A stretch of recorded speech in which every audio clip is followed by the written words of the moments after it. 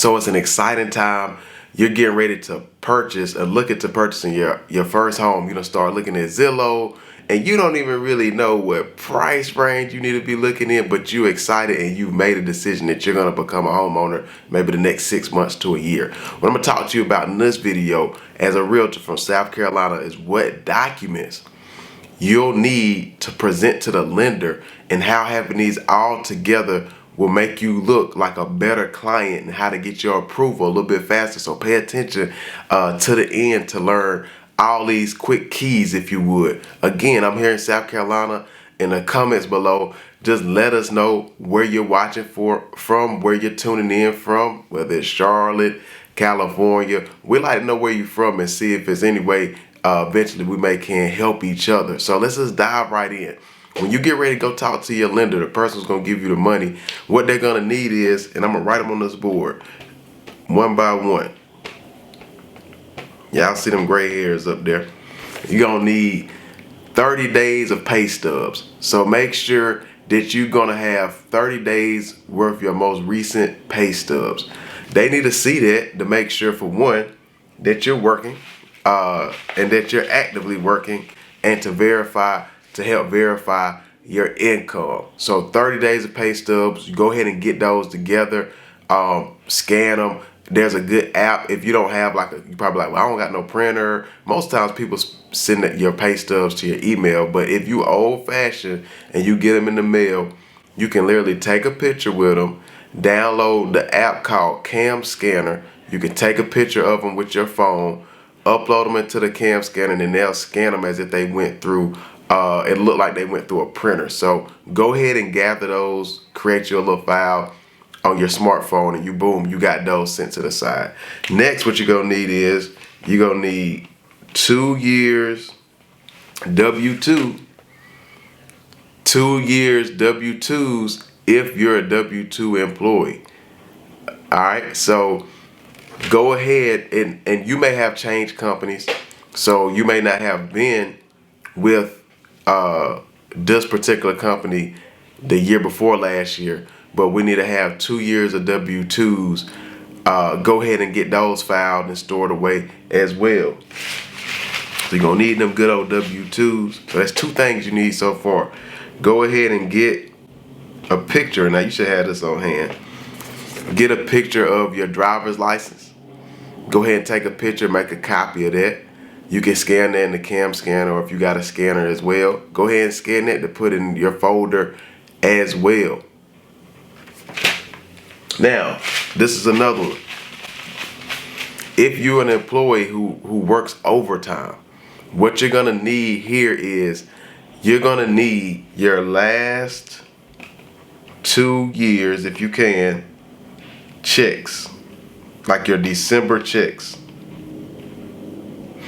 So if you work overtime, you're gonna need your last 2 year, at the end of the year pay checks, if you would. So like your last check of that year. Now, one of the tricky things, how the lender has to look at it. Let's just build a scenario. It's 2000. We talking to 2021 right now. Let's say back in 2019, you was working, right? You never really worked overtime before, yet you said, I'm gonna start working overtime this year.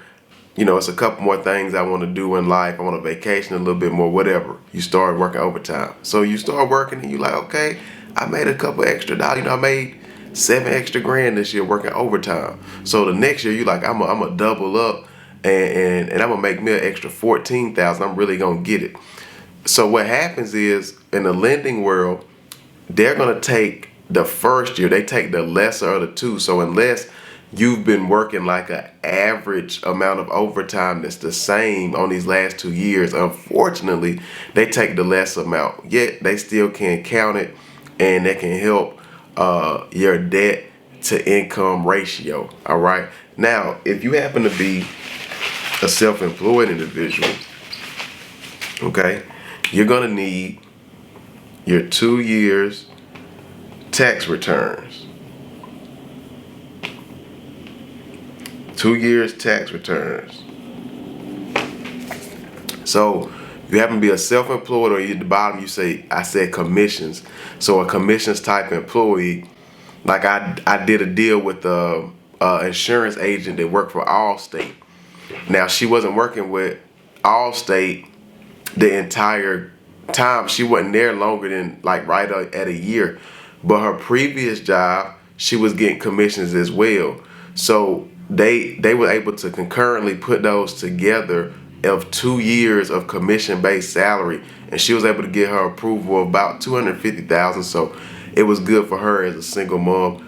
Just understand that you're gonna have to have those documents and show them. So far, what we got, the documents you're gonna need is 30 days pay stubs, your 2 years W-2. If you file as a self-employed or commissions-based person, you're gonna need 2 years worth of tax returns. All right, and then also you're gonna need your driver's license. That's for identification purposes, right? And then let's go ahead and prepare. I'm gonna put this the last thing. This is one of the most important things. Let's go ahead and prepare to do 60 to 90 days of bank statements. 60 to 90 days worth of bank statements.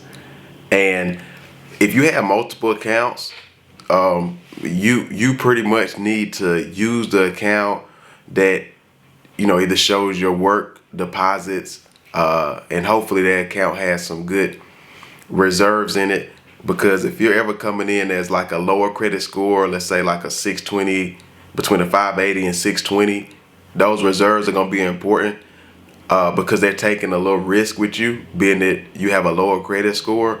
So if you do have some money saved, it shows that for whatever reason, if something popped up and you weren't able to pay your bill, you have enough monies reserved to help pay your mortgage. So these things that we just listed are important.